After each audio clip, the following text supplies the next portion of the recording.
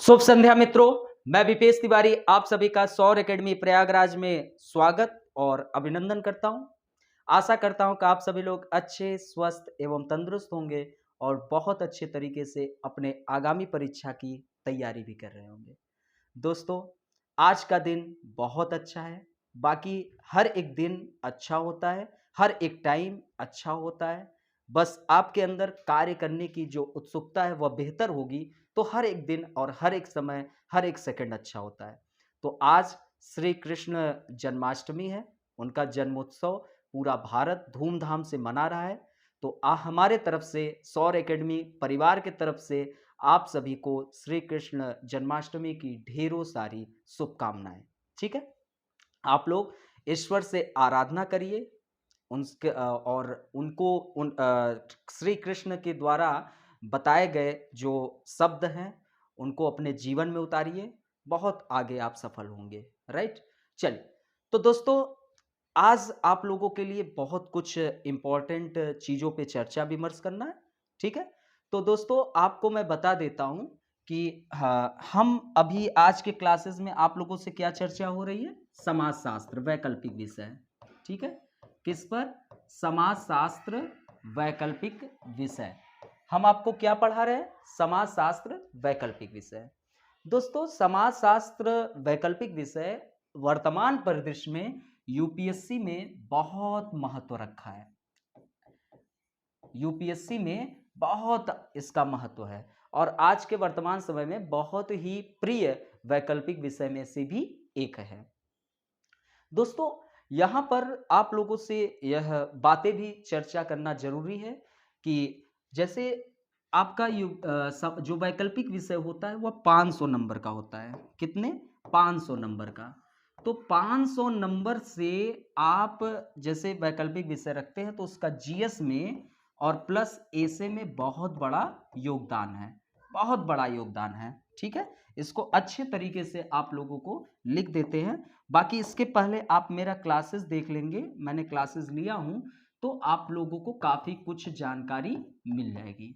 ठीक है, तो समाजशास्त्र वैकल्पिक विषय का आपका ये 500 नंबर का है, प्लस इसका जीएस और प्लस एसे में अगर आप इसके योगदान को देखेंगे, ठीक है, जीएस प्लस एसे में, तो योगदान को जब आप देखेंगे तो आपको लगभग लगभग 500 नंबर अपना प्लस कर लीजिए। 1000 नंबर का यह लाभ देता है। कितने? 1000 नंबर का। तो आपके लिए अगर मुख्य परीक्षा में 1000 नंबर एक वैकल्पिक विषय से मिल रहा है तो आपके लिए यह एक शानदार वैकल्पिक विषय में से एक हो जाता है। दोस्तों, अभी आप प्रीवियस ईयर के जो 2020 में आईएएस एग्जाम हुआ उसके पेपर को एनालिसिस करिए। ये मैं नहीं बोल रहा हूं, ये आईएएस के जो पेपर हुए हैं 2020 में 19 में वो बोल रहा है। आपको जीएस पेपर फर्स्ट में, जीएस पेपर सेकंड में, जीएस पेपर फर्स्ट में आपको इंडियन सोसाइटी का पूरा सेक्शन आपको यहां से मिलेगा। जीएस पेपर सेकंड में सोशल जस्टिस के पूरे सेक्शन मिलेंगे, थोड़ा बहुत पॉलिटी के भी पार्ट मिलेंगे। जीएस पेपर थर्ड में आपको इकोनॉमी से और इंटरनल सिक्योरिटी कुछ पार्ट मिलेंगे, फोर्थ इथिक्स में, और ए से आपका दो का दोनों समाजशास्त्र से मिल जाता है। तो आप लोग इस विषय को अच्छे तरीके से रख सकते हैं। आज आप लोगों का समाजशास्त्र वैकल्पिक विषय का नया बैच प्रारंभ हो रहा है। कौन सा नया बैच प्रारंभ हो रहा है? तो इस नया बैच में आप लोगों को मैं संपूर्ण समाजशास्त्र का रिवीजन कराऊंगा। ठीक है, अब तक जो आप लोगों ने पढ़ा है, तो हमारे पेड बैच के जो स्टूडेंट हैं उनके लिए भी एक अच्छा है कि वो एक बार रिवीजन कर ले। ठीक है, तो आप लोग रिवीजन भी करना चाहेंगे तो मैं जो आपसे पूछूंगा वह आप बताइए। ठीक है, बहुत अच्छे तरीके से हम लोग बहुत एंजॉय के साथ, फुल एंजॉय के साथ हम लोग क्या करेंगे, रिवीजन करेंगे। ओके, तो सब लोग तैयार है? एकदम तैयार हो जाइए। बाकी अभी बीच में आप लोगों के लिए एक ऑफर की भी चर्चा करूंगा। राइट, तो अभी मैं रिवीजन करा रहा हूं और आप लोग एक रिवीजन करिए। ठीक है, सभी लोग तैयार है? एकदम अच्छे तरीके से फुल एनर्जी हो जाइए। ओके, कोई समस्या नहीं, एकदम एंजॉय के साथ। तो दोस्तों, आप लोगों को मैं जब पढ़ा रहा था तो यह बताया था कि समाजशास्त्र कैसे, मतलब किस रूप में डेवलप हुआ है, तो एक पृथक विज्ञान के रूप में डेवलप हुआ है ना? मतलब कि एक पृथक विज्ञान के रूप में आप समाजशास्त्र को देखते हैं। अब आप मुझे ये बताओ कि समाजशास्त्र की चर्चा सर्वप्रथम किसने की? जल्दी से सभी का कमेंट आना चाहिए। समाजशास्त्र की चर्चा सर्वप्रथम किसने की? सभी लोगों का कमेंट एकदम जोरदार तरीके से आना चाहिए। सभी लोग कमेंट करिए। किसने की? गुड। किसने की? अगस्त काम्ट ने। किसने की? अगस्त काम्ट ने। समाजशास्त्र की सर्वप्रथम चर्चा किसने की? अगस्त काम्ट ने। Very nice. अच्छा, ये मुझे बता दो अब कि इस शब्द की, समाजशास्त्र शब्द की उत्पत्ति कब हुई? वेरी नाइस, कमेंट करते चलिए एकदम एंजॉय के साथ। कब? बहुत अच्छा, वेरी नाइस। सभी लोगों का जवाब, सभी लोग, नेहा आपका भी जवाब आना चाहिए, साथ में नैन्सी, नीलम, अजय, अशोक, सभी लोग अपना जवाब दीजिए। सूर्य प्रकाश, चांद, सभी लोग, बहुत अच्छा।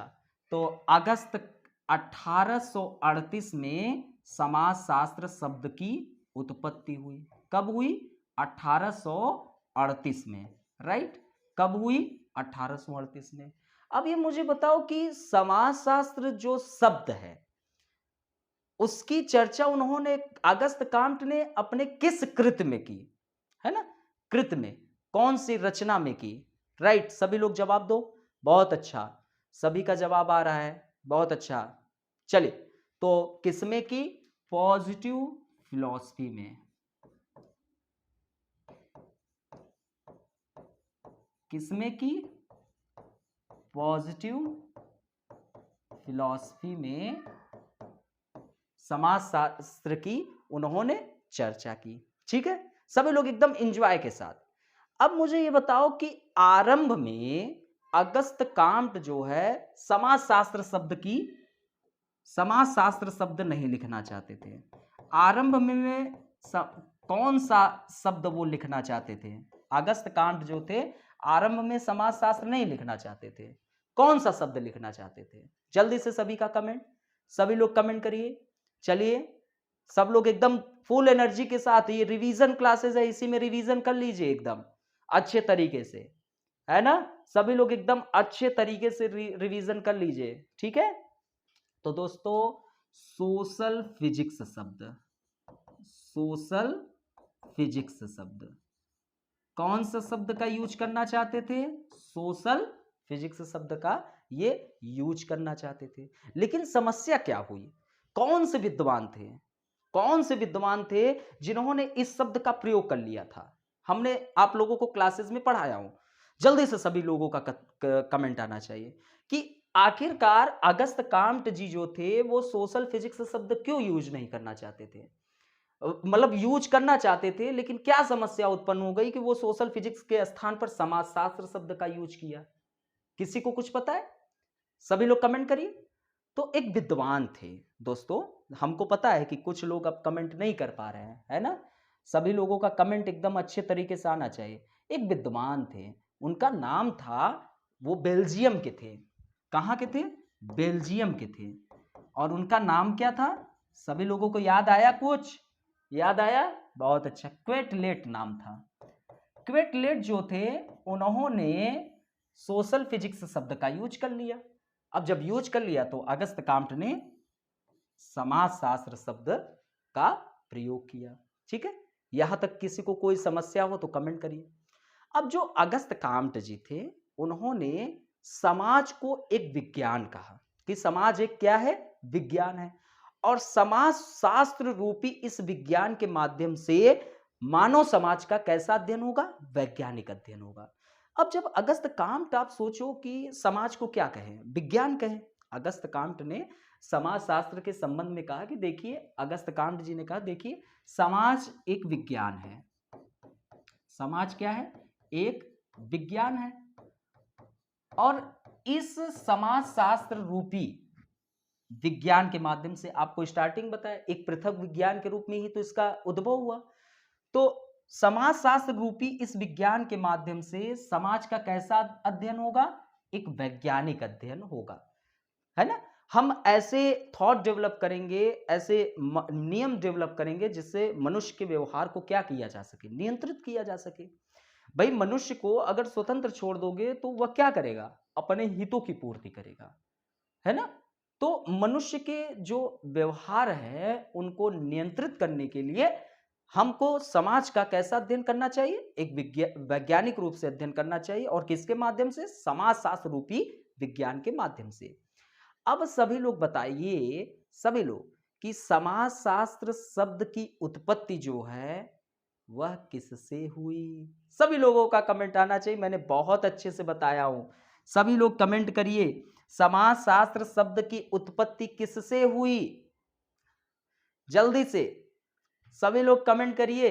अब आप लोग अपने कॉपी में लिखते चलिए, अगर कमेंट लेट हो तो कॉपी में लिखते चलिए पेन से, एकदम तेजी, बाकी वॉइस स्टार्ट कर लीजिए, एकदम तगड़े से कमेंट करिए। तो जल्दी से कमेंट आना चाहिए, समाजशास्त्र शब्द की उत्पत्ति किससे हुई, जल्दी से सभी लोगों का कमेंट आना चाहिए। तो दोस्तों सोशियोलॉजी जो शब्द है उसकी उत्पत्ति सोसस एंड लोगस,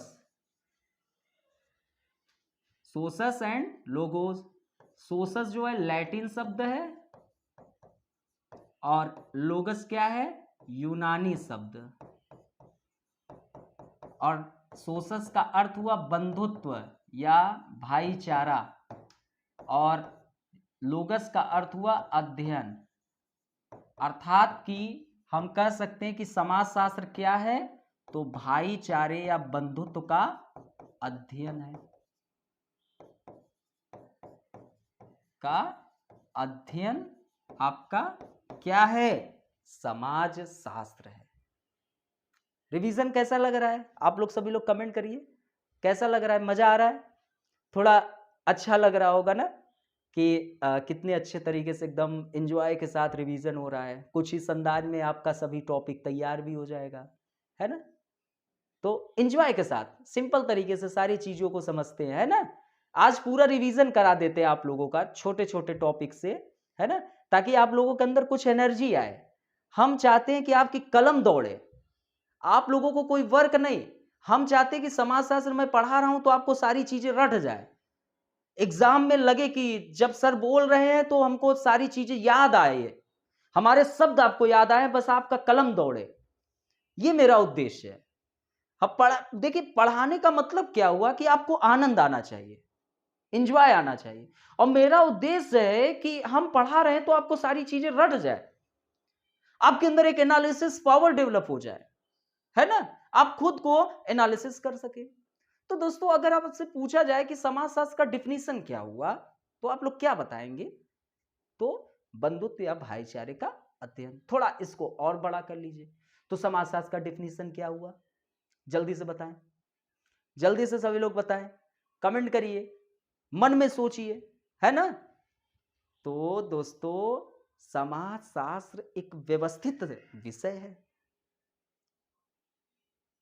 और यह मानव समाज का अध्ययन करता है, यह मानव समाज में उपस्थित सदस्यों के बीच के अंतः संबंधों का अध्ययन करता है कि नहीं, और यह समाज में उपस्थित प्रत्येक व्यवस्था का अध्ययन करता है, प्रत्येक व्यवस्था का। इसे हम क्या कहेंगे, समाज शास्त्र कहेंगे। यहां से यहां तक कोई दिक्कत आप लोगों को, यहां तक रिवीजन हो गया। चल अब आप लोगों को एक रिवीजन और कर ले, समाज क्या है और समुदाय क्या है। आपसे कोई पूछे कि समाज क्या है, समुदाय क्या है, दोनों में अंतर कुछ है, तो जल्दी से सभी लोग कमेंट करके बताएं। इस पर सारे क्लासेस हो चुके हैं, आप लोग प्लेलिस्ट में जाके देखेंगे, क्लासेस आपको मिल जाएंगे। पेड बैच के तो स्टूडेंट तो देख लिए हैं, वो तो खूब एंजॉय करें, वो रिवीजन अपना कर ले तेजी से तेजी। बाकी जो नए स्टूडेंट हमसे जुड़ रहे हैं वो क्या काम करें, एक बार लेक्चर को देख डालें, समस्याएं कुछ नहीं होंगी। हम आपसे बता रहे हैं कि आपको मेरा कार्य जो है मैं भली भांति जानता हूं, मुझे जहां कार्य करना है वो मैं कार्य करना चाहता हूं। आपका रिवीजन हो, आपको सिलेबस एकदम रट जाए, उस अंदाज में मैं आप लोगों की तैयारी करा रहा हूं। ठीक है, तो दोस्तों आपसे समाज पूछे, जल्दी से सभी लोग कमेंट करिए, समाज और समुदाय में अंतर क्या है? कुछ अंतर भी है कि नहीं? अंतर है तो कमेंट करिए। तो दोस्तों समाज, आप सोचो, सिंपल तरीके से सोचो कि सभी लोग, मान लो कि समाज में मैंने क्या बताया था? मैंने यह बताया था कि एक क्षेत्र होना चाहिए,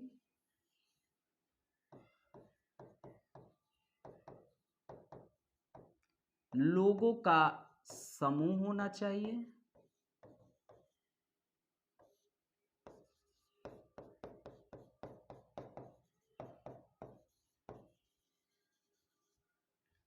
अब दोस्तों क्या हम इसे समाज कह देंगे? नहीं, एक क्षेत्र हो और लोगों का समूह हो, मात्र इसे हम समाज नहीं कहेंगे, अपितु इन लोगों के बीच एक अंतः संबंध भी होना चाहिए। क्या? अंतः संबंध। और ये अंतः संबंध 3 आधार पर: प्रतिस्पर्धा, सहयोग और संघर्ष। राइट? आप ही सोचो कि अगर मान लीजिए कि यहां पर प्रतिस्पर्धाएं बढ़ी, क्या?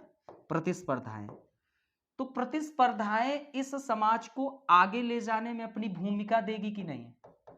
समाज क्या होगा? आगे बढ़ेगा, है ना भाई। कंपटीशन क्या करता है? प्रतिस्पर्धाएं व्यक्ति को जागरूक कर देती है। सहयोग होगा, मान लीजिए कि समाज में सहयोग हो रहा है, अर्थात कि समाज स्थिर है, क्योंकि किसी प्रकार का वाद विवाद है नहीं। और मान लीजिए कि संघर्ष हुआ, मान लीजिए कि यहां पर लड़कियों को शिक्षा नहीं दी जाती थी, कोई माता पिता ने संघर्ष किया और अपनी बेटी को पढ़ने के लिए भेजा और वो सफल हो गई। तो अब यहां की लड़कियां क्या करेंगी? संघर्ष करेंगी कि हमें भी पढ़ना है, हमें भी आगे बढ़ना है, हमको हमारा हक चाहिए, हमें हमारा हक चाहिए, कोई मुझसे मेरा हक नहीं छीन सकता है। ये अब बातें पुरानी हो चुकी है कि एक पुरुष जो है एक कार्य को 100 घंटे में करता है और वही कार्य वह महिला 120 घंटे में कर रही है, नहीं, वह 90 घंटे में करेगी, 80 घंटे में करेगी।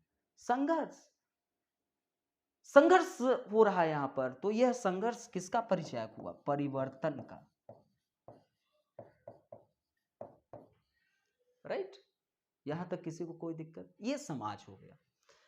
और दोस्तों सब कुछ जो ये दिख रहा है, यह सब कुछ समुदाय में भी होता है, यही सब कुछ समुदाय में भी होता है। बस समुदाय में एक चीज अलग से होता है, वह क्या है? भावनात्मक लगाव होता है, वह समाज में नहीं, भावनात्मक समुदाय में होता है।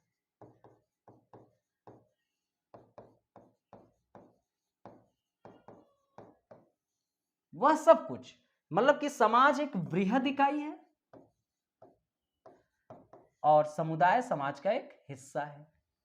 अगर हम कहें कि संपूर्ण विश्व, ये सारा विश्व एक समाज है, तो अगर हम विश्व को समाज कहेंगे तो दोस्तों भारत एक समुदाय है, क्योंकि हमारा उसके प्रति एक इमोशनल अटैचमेंट है। अगर हम भारत को समाज कहेंगे तो आपका प्रदेश, जिस प्रदेश में रहते वो समुदाय, क्योंकि मेरा उत्तर प्रदेश के प्रति एक इमोशनल अटैचमेंट है। आप लोग देखिए, कस्तूरी रंगन समिति के आधार पर राष्ट्रीय शिक्षा नीति में त्रिभाषा फार्मूला की बात की गई, तुरंत साउथ के लोगों ने उसका विरोध किया, क्योंकि उनका अपना इमोशनल अटैचमेंट है ना। तो दोस्तों यहां पर यह समझना है कि जैसे भारत को समाज माने तो उत्तर प्रदेश आपका समुदाय है। अगर हम उत्तर प्रदेश को समाज माने तो जिस जिला में रहते हो वह आपका समुदाय है। तो ये चीजें हैं। तो यहां तक किसी को कोई दिक्कत? आगे चला जाए। अब दोस्तों हम इसके बाद आप लोगों का क्लासेस क्या लिए, इसके बाद हम आप लोगों को बताएं कि समाजशास्त्र प्रथम प्रश्न पत्र स्टार्ट किए। और समाजशास्त्र प्रथम प्रश्न पत्र में आपको मैंने बताया कि यूनिट फर्स्ट में जो यूपीएससी ने सिलेबस दिया है वो सिलेबस क्या दिया है कि यूरोप में आधुनिकता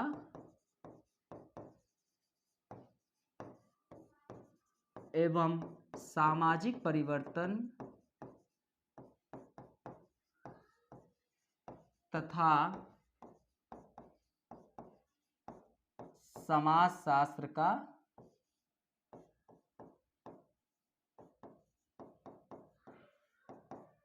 आविर्भाव,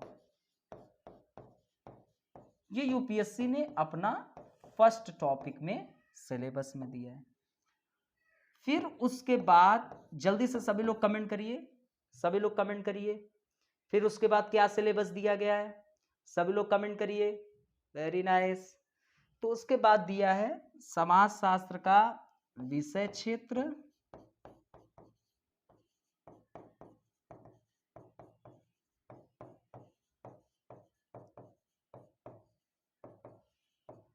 तथा अन्य विषयों से संबंध।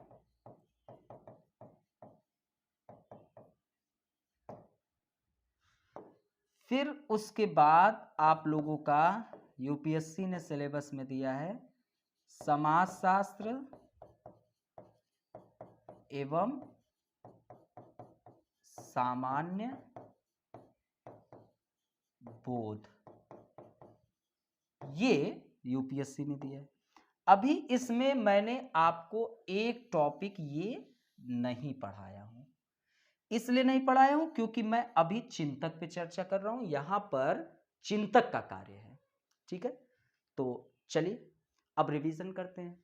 समाजशास्त्र का उद्भव कहां हुआ, जल्दी से कमेंट, जल्दी से कमेंट। अगस्त काम्ट कहां के रहने वाले थे? अगस्त काम्ट एक फ्रांसीसी विचारक थे, राइट, फ्रांस के रहने वाले। तो समाजशास्त्र का उद्भव कहां हुआ? तो दोस्तों समाजशास्त्र का उद्भव कहां हुआ? यूरोप में। कहां पर हुआ? यूरोप में। और समाजशास्त्र का विकास कहां हुआ? जल्दी से कमेंट। तो दोस्तों समाजशास्त्र का विकास अमेरिका में हुआ। ठीक है, अब यहां पर आपका सिलेबस दिया है यूरोप में आधुनिकता एवं सामाजिक परिवर्तन। तो आपके मन में यह होगा कि कहीं ना कहीं यूरोप का समाज प्रारंभ में क्या था? जल्दी से सभी लोगों का कमेंट आए। प्रारंभ में यूरोप का समाज क्या था? जल्दी से सभी लोगों को कमेंट आना चाहिए, सभी लोग कमेंट करो। प्रारंभ में यूरोप का समाज क्या था?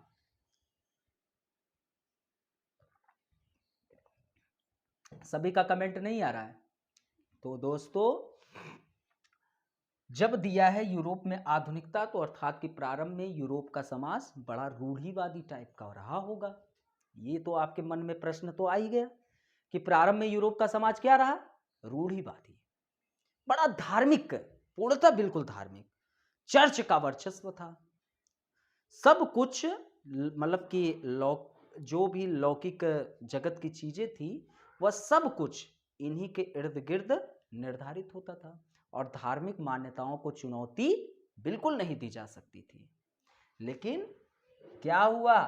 सामाजिक परिवर्तन। यूरोप में 3 महत्वपूर्ण ऐतिहासिक घटनाएं घटी। क्या नाम है? सभी लोग कमेंट करें। यूरोप में तीन महत्वपूर्ण, अर्थात कि यूरोप में आधुनिकता एवं सामाजिक परिवर्तन तथा समाजशास्त्र का आविर्भाव। तो यूरोप में कहीं ना कहीं यूरोप का समाज क्या था? कहीं ना कहीं यूरोप का जो समाज था वह ट्रेडिशनल था, रूढ़िवादिता थी, धार्मिक मान्यताएं मौजूद थी, पूर्णतः बिल्कुल धार्मिक था, चर्च का वर्चस्व था। और इन धार्मिक मान्यताओं को चुनौती दे पाना बहुत मुश्किल कार्य था। लेकिन सामाजिक परिवर्तन, यूरोप में तीन महत्वपूर्ण ऐतिहासिक घटनाएं घटी। उसका नाम क्या है? जल्दी से सभी लोगों का कमेंट।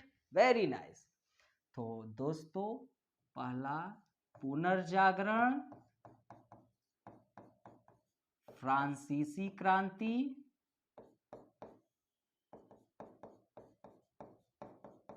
और तीसरा औद्योगिक क्रांति।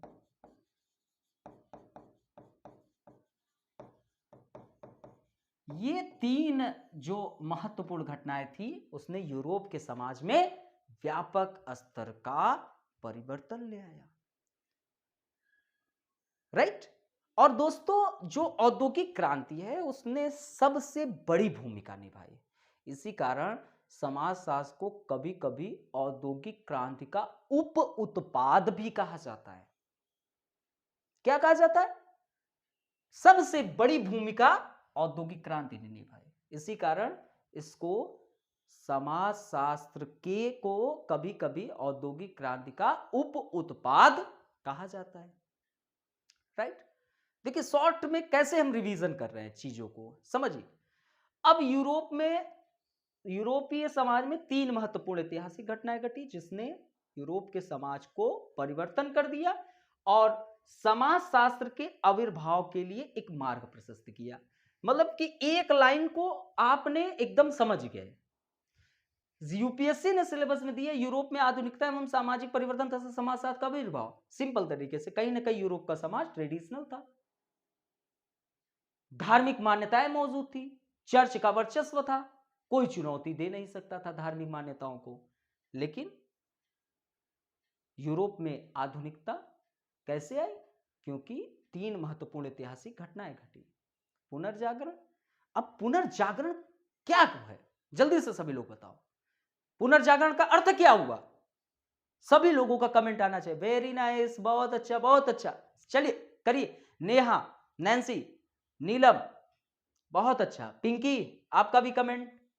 अजय, अशोक, सूर्य, विष्णु, सभी लोग कमेंट करो। सभी लोगों का कमेंट आना चाहिए। त्रिलोक, चल सभी लोगों का कमेंट आ रहा है, बहुत अच्छा। तो दोस्तों, पुनर्जागरण का मतलब फिर से उदय, अर्थात कि पुनर्जागरण के कारण तार्किक हुए लोग, वैज्ञानिक प्रवृत्ति के लोग हुए। ये 14वीं से 18वीं शताब्दी का एक दौर था, अर्थात कि लोगों के अंदर वैज्ञानिक विचार उत्पन्न हुए, साइंटिफिक। अब जब वैज्ञानिक विचार उत्पन्न होगा तो धार्मिक मान्यताओं को चुनौती देंगे, पूछेंगे कि क्यों मौजूद है, अर्थात कि क्वेश्चन मार्क लगाएंगे, कब, क्या, क्यों, कैसे। राइट। तो ये चीजें हैं। अब फ्रांसीसी क्रांति कब हुई? फ्रांसीसी क्रांति, सभी लोगों का कमेंट, सभी लोग कमेंट करो। फ्रांसीसी क्रांति कब हुई? सभी का कमेंट आना चाहिए, इस पे नहीं बताएंगे। और दोस्तों, फ्रांसीसी क्रांति ने स्वतंत्रता, समानता, बंधुत्व जैसे शब्द दिए। यूरोप में जो उपस्थित सामाजिक स्तरीकरण मौजूद थे उसको चुनौती मिली। लोगों को अपने अधिकार का बोध हुआ, लोगों को अपने स्वतंत्रता का बोध हुआ, इक्वलिटी का बोध हुआ। अब औद्योगिक क्रांति, औद्योगिक क्रांति के कारण अब गांव के लोग रोजगार की तलाश में शहर की ओर गए।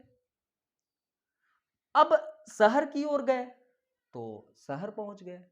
धीरे धीरे औद्योगिक क्रांति ने अशारीरिक ऊर्जा, मतलब कि शरीर की ऊर्जा कम और यंत्र की ऊर्जा ज्यादा प्रयोग होने लगा, जिससे समाज दो वर्गों में बंट गया, एक पूंजीपति वर्ग, एक श्रमिक वर्ग। अब यह खाई इतनी बड़ी बन गई कि जो बुद्धिजीवी वर्ग थे, जो समाजशास्त्री थे, उनको यह सोचना पड़ा कि समाजशास्त्र का एक व्यवस्थित अध्ययन करने की आवश्यकता है और इसी उद्देश्य से समाजशास्त्र का जन्म हुआ। किसी को कोई दिक्कत, कोई समस्या, कोई भी समस्या हो, अब आप लोग बताओ कि समाजशास्त्र एवं सामान्य बोध में क्या अंतर है? सभी का कमेंट आना चाहिए। सभी लोगों का कमेंट आना चाहिए कि समाजशास्त्र एवं सामान्य बोध में क्या अंतर है। ठीक है, सभी लोगों का कमेंट आना चाहिए। सभी लोग बताएं, एक सिंपल है।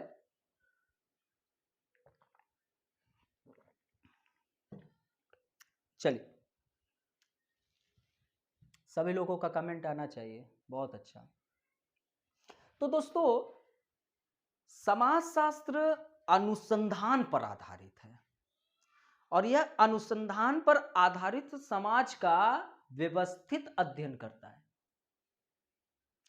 समाजशास्त्र वस्तुनिष्ठ पर आधारित है, निष्पक्ष, पूर्वाग्रह से रहित, पूर्वाग्रह से ग्रसित नहीं, पूर्वाग्रह से रहित। तो समाजशास्त्र कैसा? अनुसंधान पर आधारित समाज का व्यवस्थित अध्ययन करता है, यह समाजशास्त्र हो गया। लेकिन सामान्य बोध अनुभव पर आधारित है। किस पर आधारित है? अनुभव पर। और लोक ज्ञान और लोक अज्ञानता का मिश्रण है। सामान्य बोध लोक ज्ञान एवं लोक अज्ञानता का मिश्रण है। जैसे पक्षियां झुंड में रहती है ना। अब जैसे फिर कहा गया, जैसे समाजशास्त्र में आप देखेंगे एक वनस्पतिज्ञ का कृषि के प्रति जो विचार होंगे वो समाजशास्त्र है, क्योंकि वनस्पतिज्ञ ने अनुसंधान किया है। लेकिन एक सामान्य किसान जो कृषि करता है वह सिर्फ और सिर्फ अनुभव पर आधारित है, वह अनुभव के आधार पर करता है, तो वह सामान्य बोध हुआ। किसी को कोई दिक्कत? तो सामान्य बोध मान्यताओं पर आधारित है, जरूरी नहीं है कि इसको प्रमाणित हो। लेकिन समाजशास्त्र आपका बिल्कुल भी मान्यताओं पर आधारित नहीं, उसको प्रमाणित करना पड़ेगा अनुसंधान के माध्यम से। तो ये मोटा मोटा अंतर हो गया। तो आपका ये टॉपिक भी पढ़ा चुका हूं, क्लासेस देख सकते हैं। एक टॉपिक मैंने पढ़ाया था समाजशास्त्र का अन्य विषयों से संबंध।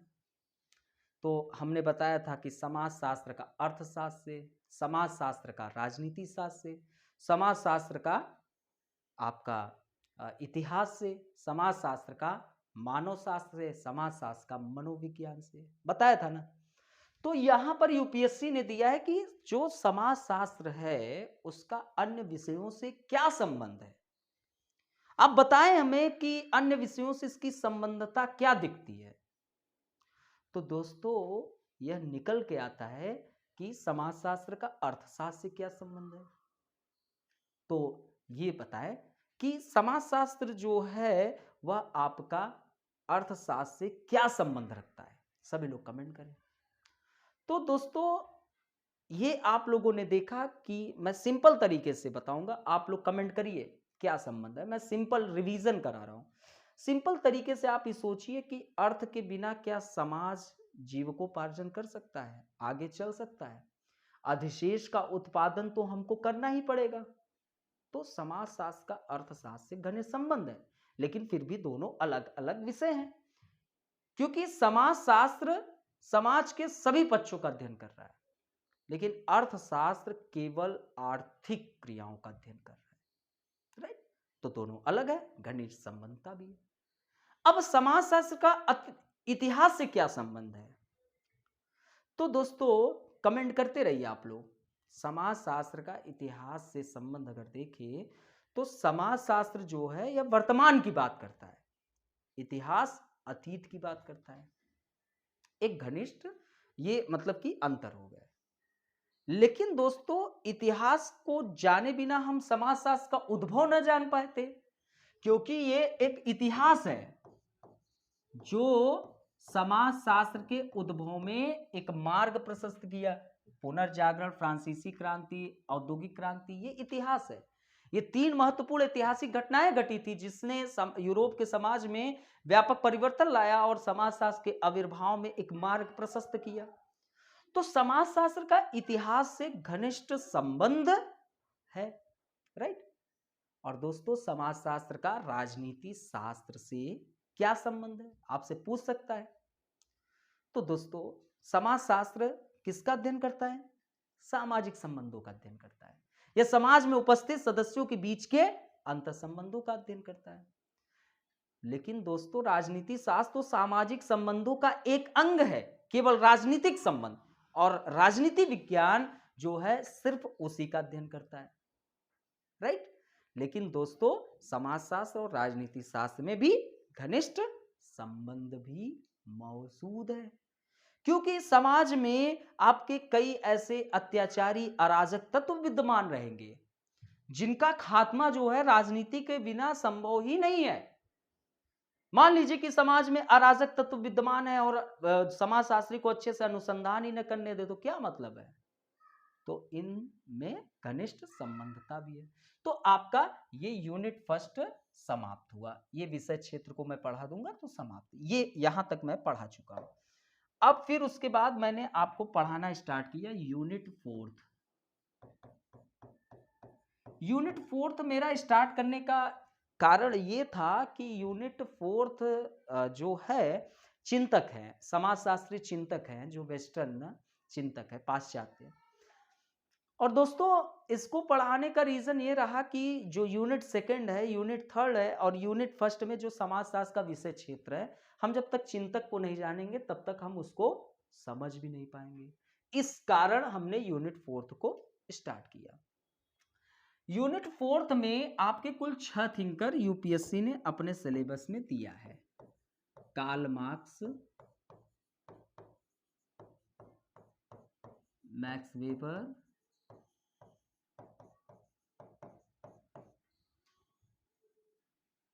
दुर्खिम, पार्सन्स, मर्टन और मीड। अभी मैंने आप लोगों को कार्ल मार्क्स और वेबर ये 2 खत्म हो गए, ये स्टार्ट किए हैं। मीड पर 2 क्लासेस है, खत्म हो जाएगा। पार्सन्स पे 4 क्लासेस है, खत्म हो जाएगा। मर्टन पे 4-5 क्लासेस ये भी है, खत्म हो जाएगा। तो 4, 2, 6, 5, 11, इसके भी 6-7 क्लासेस है, ये भी खत्म हो जाएंगे, ठीक है। तो ये चीज है। चलिए अब हम चर्चा करते हैं कि मैक्स वेबर में हमने आपको क्या पढ़ाया। कार्ल मार्क्स पे पहले चर्चा हो जाती है कि यूपीएससी ने क्या सिलेबस दिया है। तो दोस्तों, कार्ल मार्क्स में आप लोगों को पता है कि मैंने क्या स्टार्ट किया था पहले, जीवन परिचय। सर्वप्रथम हमने जीवन परिचय को बताया। अब यहां से मैं थोड़ा ज्यादा तेज रिवीजन करा रहा हूं, सिर्फ सिलेबस बता रहा हूं क्या क्या पढ़ाया हूं। फिर एक दिन इसको रिवीजन करा देंगे, है ना, थोड़ा टाइम लगता है रिवीजन में। तो जीवन परिचय थोड़ा लंबा क्लासेस हम लोग ना खींचे। फिर उसके बाद मैंने आपको जीवन परिचय के बाद आपको बताया ऐतिहासिक भौतिकवाद। सभी लोग ऐतिहासिक भौतिकवाद को बता सकते हैं क्या है? सभी लोग कमेंट करें। पढ़ा चुका हूं, कमेंट आप लोग करते रहिएगा, ठीक है। तो ये चीजें, फिर उसके बाद हमने आपको पढ़ाया उत्पादन की विधा।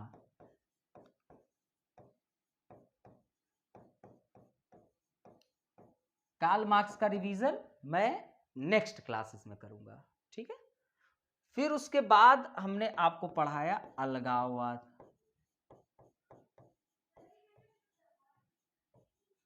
फिर उसके बाद हमने पढ़ाया सामाजिक स्तरीकरण।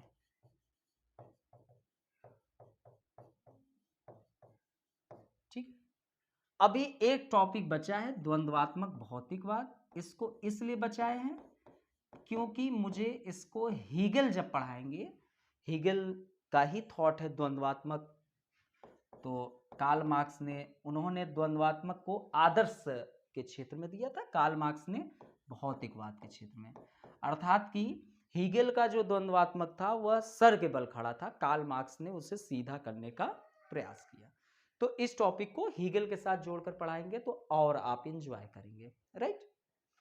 तो ये टॉपिक मैंने आप लोग पढ़ा दिया है, आप लोग रिवीजन कर लीजिए। इस पर टेस्ट, जिनको क्लासेस चाहिए वो पहली चीज तो बिल्कुल जिनको चाहिए, पेड बैच में क्लासेस हैं बट मैं क्लासेस ये फ्री में दे दूंगा।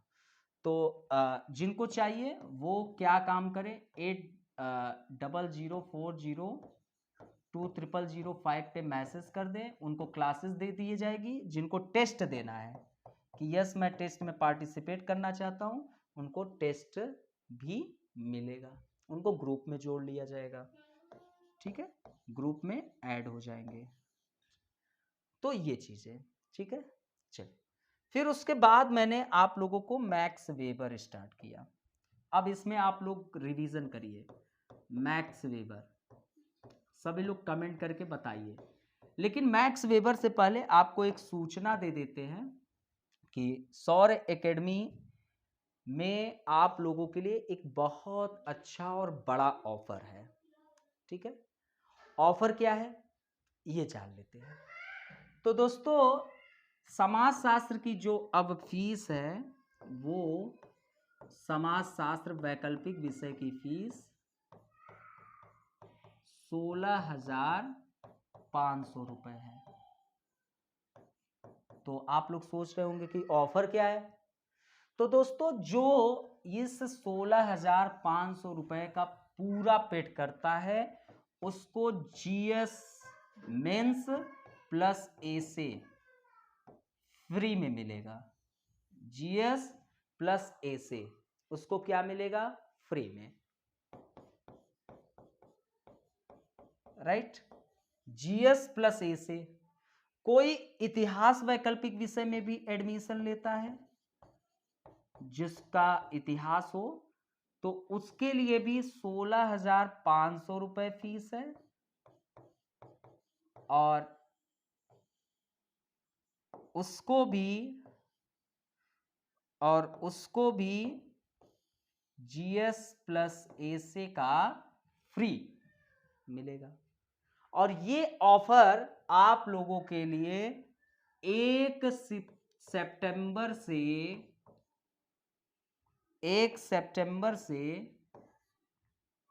राइट 1 सितंबर से 1 अक्टूबर तक मौजूद है। क्यों? क्योंकि 11 सितंबर को सत्यम सर का जन्मदिन है और उसी के उपलक्ष्य में सौर एकेडमी परिवार ने आप लोगों के लिए ऑफर दिया है। अगर कोई बच्चा समाजशास्त्र वैकल्पिक विषय में ही अकेले एडमिशन लेना चाहता है तो उसके लिए भी ऑफर है 20% डिस्काउंट, 20% डिस्काउंट। लेकिन एक चीज याद रखना, जो इकोनॉमिक रूप से कमजोर हैं, इकोनॉमिक रूप से जो कमजोर हैं उनके लिए विशेष सुविधा सौर एकेडमी देगा। उसके लिए आपको 8004020005 पर कांटेक्ट करना पड़ेगा। वो कांटेक्ट करें, अपनी समस्याएं बताएं। यदि संस्था को आपकी समस्याएं रियल में लगती है तो संस्था आपके लिए विशेष सुविधा देगा, वो गुप्त रहेगा और वो आप भी गुप्त रखिएगा, ठीक है, विशेष दिक्कत पे, ठीक है।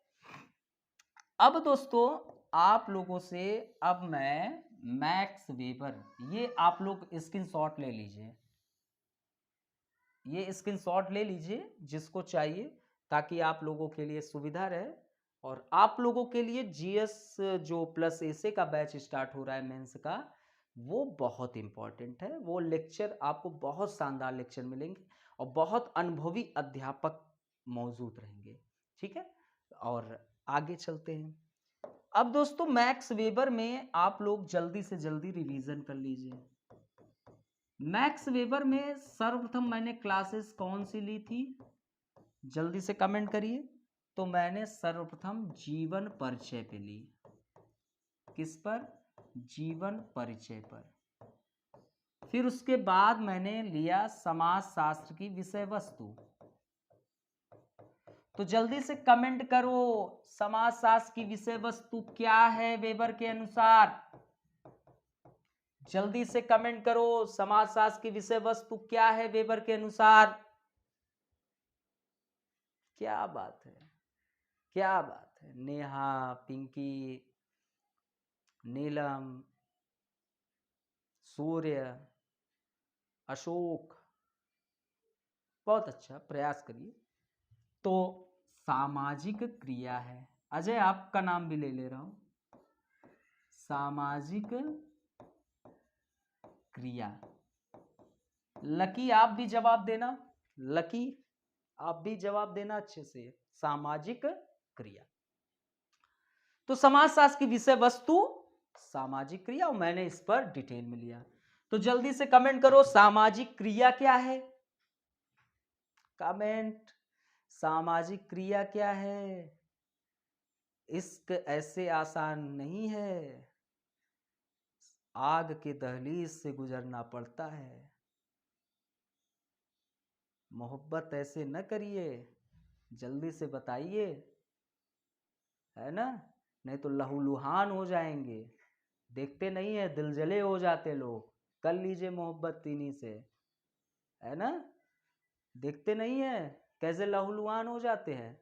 और आजकल तो जो जो इश्क दिखते हैं कि पूछिए मत। तो सामाजिक क्रिया क्या है?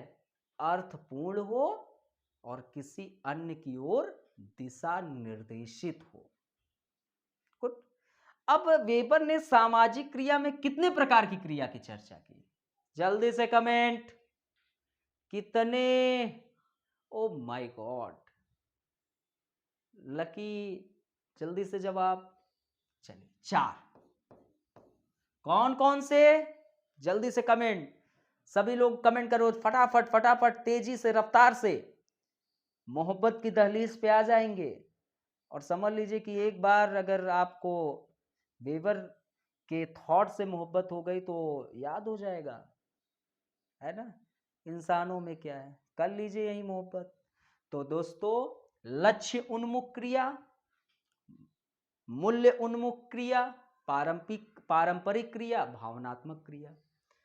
फिर उसके बाद वेबर ने पद्धति बताई। यूपीएससी ने सिर्फ आदर्श प्रारूप लिखा है, लेकिन हम आपको पूरा डिटेल में पढ़ाएं। तो दोस्तों, जैसे विज्ञान और समाजशास्त्र, तो वेबर ने इनको अलग अलग माना। जब विज्ञान में अपनी उनकी पद्धति है, तो समाजशास्त्र में भी उसकी पद्धति होगी। तो उन्होंने 4 पद्धति बताई। कौन कौन से? जल्दी से कमेंट, जल्दी से कमेंट। अभी आप लोगों को किसी और को कमेंट करना हो, कोई लड़ाई झगड़ा, तो बड़ी तेजी करेंगे, और यहाँ कमेंट भूल जा रहे हैं, है ना? अभी लड़ाई हो जाए तो जो जो कमेंट करेंगे मैं देख लूंगा, चाहे जो हो जाए, आंखें निकाल के गोटियां खेलूंगा। कहते हैं ना, कहते हैं ना, मैं आंखें निकाल के कंचे खेलूंगा। जो जो कमेंट निकालते हैं लोग, बहुत शानदार शानदार। उसी में की आएगी, कहेगी कि ज्यादा करोगे भाला भोग देंगे। अरे जब करिए, यहाँ पर भाला ओला भोगी हो कि जितना तलवार चलाना हो, जितनी कलाबाजी आती हो, कर डालिए यही। तो कमेंट करिए, है ना? सिर्फ क्या है, cut cut cut cut, ABCD के अक्षर को थोड़ा एकदम मैनेज करके तुरंत लिख दीजिए, एक शब्द बना दीजिए। तो पद्धति में 4 पद्धति: वस्टेहेन, कारण बहुलवाद, मूल्य तटस्थता, आदर्श प्रारूप। राइट। अब जो वेबर थे, उनके पिता क्या थे? एक अधिकारी थे। माता क्या थी? एक धार्मिक महिला थी। तो पिता के कारण कौन सा विचार डेवलप हुआ? जल्दी से कमेंट, जल्दी से कमेंट। पिता के कारण कौन सा विचार डेवलप हुआ? यहाँ तो लोग पिता के कारण तो घर बार छोड़ के सन्यासी भी बन जाते हैं, है ना? लेकिन वेबर साहब देखिए, पिता का इतना प्रभाव पड़ा कि उन्होंने एक थॉट दे दिया। माता कितना प्रभाव पड़ा, थॉट दे दिया। तो आप भी माता पिता से प्यार करेंगे, सम्मान देंगे, उनके आज्ञा का पालन करेंगे तो आप भी कुछ अच्छे विचार देंगे, और आपके आने वाली पीढ़ी जो है, आपके बच्चे जो है, वो आपके थॉट को पढ़ेंगे, है ना। ऐसे ही तो होता है ना। चलिए बहुत अच्छा, क्या बात है। चलिए, तो अधिकारी तंत्र, अधिकारी तंत्र का उन्होंने थॉट दिया, और यही आज के समय में प्रयोग भी हो रहा है। अब ये मुझे कमेंट करके बताओ कि अधिकारी तंत्र में उन्होंने किस पद्धति का प्रयोग किया था। जल्दी से कमेंट। आप लोग ना बहुत शैतान हैं। अभी स्कूल कॉलेज में इसकबाजी करना हो तो बड़े अच्छे तरीके से सब चीजें प्रयोग कर लेते हैं, और लेकिन यहां पर इसकबाजी आपके काम नहीं आती है। हाँ, वहां पे तो जो लड़कों से आधी लड़ाई स्कूल कॉलेज में 90% लड़ाई जो है, आप लोग कमेंट कर देंगे तो अच्छा है, किसके लिए होती थी। तो दोस्तों, अधिकारी तंत्र में उन्होंने आदर्श प्रारूप का प्रयोग किया, अर्थात कि उन्होंने एक स्थूल रेखा चित्र खींचा, एक रफ स्केच।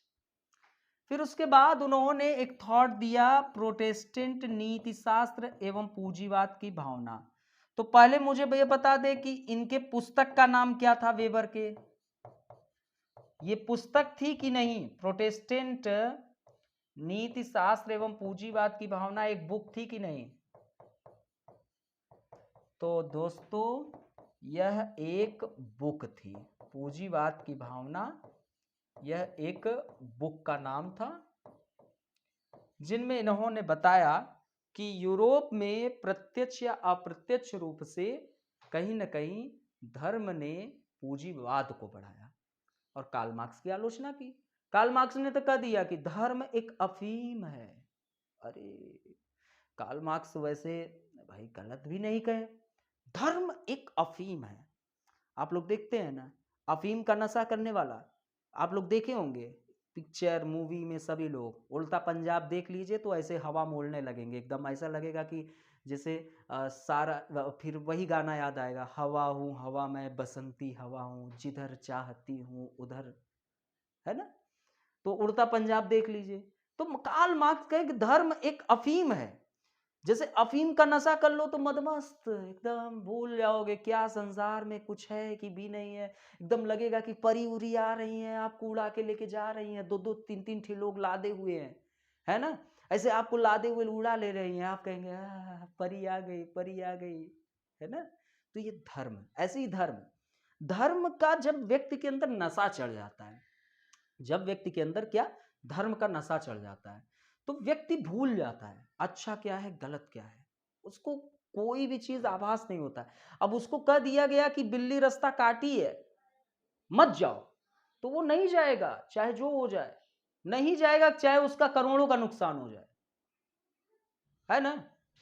तो मतलब कि धर्म, अगर धर्म ने कह दिया कि नहीं 500 रुपए रखना है, नहीं तो तुम्हारी पूरी बिजनेस बर्बाद हो जाएगी, तो 500 रख दोगे, तो भय है, डर है, एकदम डर के मारे कहोगे ले जाओ ले जाओ। तो कार्ल मार्क्स ने कहा धर्म एक अफीम है ना। तो लेकिन वेबर साहब ने कहा कि जो यूरोप है उसमें जो प्रोटेस्टेंट ईसाई धर्म के व्यवसायी थे वो बड़े सफल व्यवसायी थे। एशिया हो या यूरोप हो, दोनों जगह संसाधन जो थे, प्राकृतिक हो या भौतिक हो या मानवीय संसाधन प्रचुर मात्रा में उपलब्ध थे, लेकिन प्रोटेस्टेंट ईसाई धर्म में मान्यताएं मौजूद थी। उन मान्यताओं ने यूरोप में पूंजीवाद को बढ़ने में बहुत हेल्प की। जैसे मनुष्य के जीवन में एक न एक व्यवसाय होना चाहिए, और वह उस व्यवसाय का पालन बड़े निष्ठापूर्वक करना चाहिए, उसे व्यसन व्यासन में खर्च नहीं करना चाहिए। तो मतलब ये सब चीजें, तो ये उनकी माता से प्रभावित होकर वो डेवलप हुई। अब ये बताओ, प्रोटेस्टेंट नीतिशास्त्र एवं पूंजीवाद की भावना में वेबर ने किन किन पद्धतियों का प्रयोग किया। सभी लोग कमेंट करें, सभी लोग कमेंट करें किन किन पद्धतियों का प्रयोग किया। देखो, मैं आपको प्रश्न का सारा प्रारूप समझा दे रहा हूं। मैं जितने प्रश्न कर रहा हूं वो सब यूपीएससी में प्रश्न बनेंगे, ये लिखित ले लेना, ये मेरा चैलेंज है, चैलेंज है, चैलेंज है, लिखित ले लो। अगर नहीं आया तो मेरे से बोलना। ये जो प्रश्न मैं बना रहा हूं, जो आपसे पूछ रहा हूं, ये प्रश्न नहीं है। ये मैं इसलिए आपके अंदर एक ध्यान आकर्षित कर रहा हूं कि आपको प्रश्न कैसे बनाने हैं, ये आपका मैं ध्यान आकर्षित कर रहा हूं। ठीक है, जैसे एक लड़का लड़की प्रेम करता है तो बार बार ताकता है, कभी ये नजर से देखेगा, कभी उधर से देखेगा, कैसो मैसो, और जब तक लड़की नहीं पटेगी तब तक लड़का ऐसा निष्ठा पूर्वक प्रेम करेगा कि बस ऐसा लगता है कि उससे अच्छा लड़का है ही नहीं। और एक बार पट गई लड़की तो फिर लड़के का राज शुरू होता है, और एक बार शादी हो गई तब तो भाई जीवन भर लड़के का राज शुरू हो जाता है ना। लेकिन जब तक लड़की प्रेम में नहीं आई तब तक लड़का जो है, समझ लीजिए, लड़के समझ रहे होंगे। तो प्रोटेस्टेंट नीतिशास्त्र एवं पूंजीवाद की भावना में वेबर ने चारों पद्धति का प्रयोग किया। चारों, आदर्श प्रारूप हो, कारण बहुलवाद हो, मूल्य तटस्थता हो, और आपका आदर्श प्रारूप और वर्स्टेहेन, सभी का प्रयोग किया। फिर उसके बाद वेबर का एक थॉट मैंने आप लोगों को बताया, शक्ति एवं सत्ता का।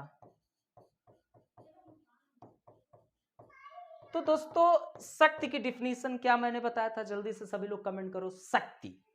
शक्ति की मैंने क्या डिफिनीशन बताई थी, जल्दी से सभी लोगों का कमेंट आए।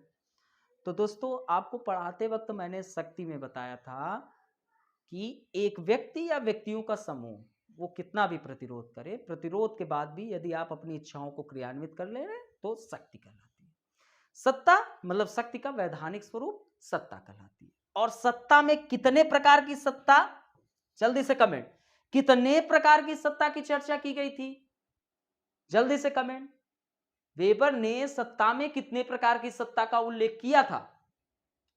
तो दोस्तों कितने, अब ये ना कहना कितने आदमी थे सरकार, है ना, कितने थे, जैसे गब्बर वाला डायलॉग है ना, कितने आदमी थे सरकार। तो दोस्तों सत्ता में जो उन्होंने किया था, 3 प्रकार की सत्ता को उल्लेख किया था। एक करिश्माई सत्ता, मतलब कि स्टार्टिंग से तो सत्ता में 3, एक पारंपरिक सत्ता, एक करिश्माई सत्ता और एक वैधानिक सत्ता, 3 सत्ता का उल्लेख किए थे। ठीक है, तो वो चीज याद रहना चाहिए। अब दोस्तों उन्होंने एक सामाजिक स्तरीकरण का सिद्धांत दिया, जिसको हम सामाजिक स्तरीकरण का सिद्धांत, जिसको हम त्रिपक्षीय सिद्धांत कहते हैं। कैसा? त्रिपक्षीय सिद्धांत। तो दोस्तों जैसे कार्ल मार्क्स थे, उन्होंने स्तरीकरण के लिए सिर्फ एक कारण को माना, जैसे वर्ग विभाजन सिर्फ आर्थिक कारण जो है वर्ग विभाजन को जन्म देती है। तो वेबर, और उन्होंने एक कारण, एकमात्र कारण कार्ल मार्क्स ने बोला। तो वेबर साहब चश्मा लगा के देख रहे थे, वेबर साहब एक मात्र कारण नहीं, उन्होंने चश्मा लगा के देखा कि अरे परिस्थिति भी खड़ा है, इधर देखे दाएं बाएं करके तो देखे शक्ति भी। तो मतलब कि उन्होंने आपके जो वेबर साहब थे, उन्होंने कहा कि देखिए गलत बात कार्ल मार्क्स साहब, ये कतई नहीं चलेगा, एक कारण हो सकता है, मैं मान रहा हूं एक कारण हो सकता है। तो जब देखे वो कि हाँ यार आर्थिक कारण तो दे रहा है, वर्ग विभाजन को जन्म दे रहा है, लेकिन ये एकमात्र शब्द लगा दिए, नहीं कार्ल मार्क्स हटिए हटिए, कार्ल मार्क्स गलत बात है। उन्होंने फिर कहा कि देखिए एकमात्र कारण नहीं है, और भी कारण मौजूद है। उन्होंने कहा कि देखिए ये एक कारण है परिस्थिति, और ये भी एक कारण है शक्ति भी, जो स्तरीकरण को दिखाता है। तो ये वेबर पे आप लोगों को मैंने इतने थॉट को पढ़ा चुका। अब मैंने स्टार्ट किया हूं दुर्खिम, और दुर्खिम के जीवन परिचय पर मैंने क्लास ले चुका हूं, सभी लोग पढ़ लिए हैं। अब आपका क्लासेस होगी समाजशास्त्र की विषय वस्तु पर दुर्खिम के। ठीक है, तो आप लोग खूब अच्छे से अध्ययन करिए, और खूब अच्छे तरीके से एंजॉय के साथ पढ़ाई करिए। और मैं आशा करता हूं कि आप लोग जल्द से जल्द, जो भी नए स्टूडेंट हैं वो मेरी उपयोगिता को देख सकते हैं। आप लोगों के लिए कई क्लासेस उपलब्ध हैं, आप लोग देख सकते हैं। अगर आपको कहीं भी कोई भी समस्या हो आप ज़रूर मुझसे कांटेक्ट करिए। 8004020005 और 2005। और जो भी एडमिशन लेना चाहता है वो एडमिशन ले सकता है। आप लोगों को मैंने बताया 16,500 रुपये सोशियोलॉजी का भी ऑप्शनल का फीस है, प्लस आपका ऑप्शनल हिस्ट्री का भी है, हिस्ट्री का भी है। अब अगर कोई भी सोशियोलॉजी या हिस्ट्री ऑप्शनल में एडमिशन लेता है तो उसके लिए जीएस प्लस एसे का पूरा संपूर्ण जीएस के चारों पेपर का और प्लस एसे फ्री फ्री फ्री फ्री 16,500 में। और यदि कोई अकेले सोशियोलॉजी में लेता है तो उसके लिए 20% डिस्काउंट, और हिस्ट्री में भी 20% डिस्काउंट। बाकी जो इकोनॉमिक वीकर सेक्शन के लोग हैं, जो कमजोर हैं, उनके लिए विशेष सुविधा है। वो अपनी समस्याओं को रियल में बताएंगे तो उनको लाभ मिलेगा। उनके लिए 8040200005 पर उनको व्हाट्सएप करें या कॉल करें। तीसरी चीज, जो विद्यार्थी मान लीजिए कि किसी अन्य संस्था में एडमिशन लिया और मान लो कि उस संस्था में उसे गुणवत्तापूर्ण चीजें नहीं मिल पाई, तो उनको लिए भी वो हमारे नंबर पे ही कांटेक्ट करें, उनके लिए भी विशेष लाभ है। ठीक है, तो ये सब चीजें उनको लाभ के तौर पर मिलेगा। इसके पीछे ये सब चीजें जो हैं, आपका जो एडमिशन ओपन है वो 1 सितंबर से 1 अक्टूबर तक आप एडमिशन ले सकते हैं। 1 सितंबर से 1 अक्टूबर तक ये सारा कार्य 1 सितंबर से 1 अक्टूबर तक आप के लिए ऑफर है, आप ले सकते हैं तो बिल्कुल लीजिए। क्यों? क्योंकि 11 सितंबर को सत्यम सर का जन्म दिवस है और इसके तहत सौर्य एकेडमी आप लोगों के लिए जीएस का बैच जो है फ्री में देगा। और दोस्तों, इसका जल्द से जल्द जो लाभ उठाना चाहते हैं बिल्कुल लाभ उठाएं, आपको हर एक चीज़ें मिलेंगी। बाकी क्लासेस का आज रिवीजन हो गया, दुर्खिम पर क्लासेस अगला मिलते हैं। बाकी श्री कृष्ण भगवान आप लोगों को आगे बढ़ाएं, अपना आशीर्वाद वो आप लोगों पर बनाए रखें। आप लोग सत्य के मार्ग पर चलें, खूब तरक्की कमाएं, खूब अपने माँ बाप का नाम रोशन करें और खूब आगे जाएं। ठीक है, okay, bye bye, take care.